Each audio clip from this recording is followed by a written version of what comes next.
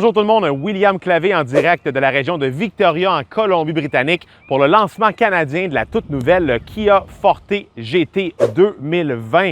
Donc, l'année dernière, le constructeur coréen nous a démontré une toute nouvelle berline compacte. Cette année, on arrive avec la GT, qui est une sportive compacte. On vient vraiment le jouer dans les plates-bandes de la Volkswagen Jetta GLE, la Honda Civic SI et même sa cousine coréenne, la Hyundai Elantra Sport. Donc, elle s'offre soit en berline ou en version Aion avec la Kia Forte 5. Ce que j'aime de cette berline-là, c'est que même tout équipé avec les jantes, les effets de sol, tout le tralala qu'on a avec le véhicule, on ne dépasse pas les 30 000 $. On s'en tient aux alentours de 28 000 $, tout équipé. Sous le capot, on a un moteur turbo, 1,6 litres turbo d'une puissance de 201 chevaux et un couple de 195 livres-pieds. Donc, très comparable à ce qu'on a du côté de la Honda Civic SI.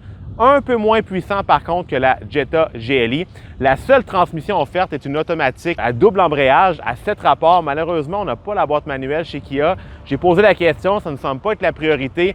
J'ai l'impression qu'ils ont manqué un peu leur coup de ce côté-là parce que la concurrence offre la boîte manuelle. Peu importe. Venez avec moi à l'intérieur.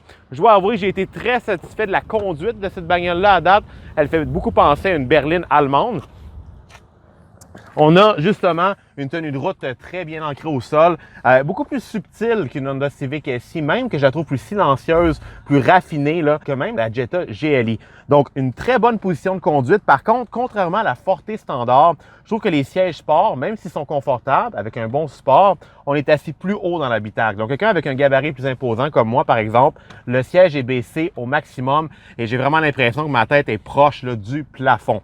Volant avec le bas plat, très épais, une bonne direction, une conduite somme toute agréable. La boîte automatique, j'ai également été satisfait de ses temps de réponse. Normalement, une DCT rétrograde très rapidement et c'est le cas. On tire sur la palette et instantanément, on change de rapport.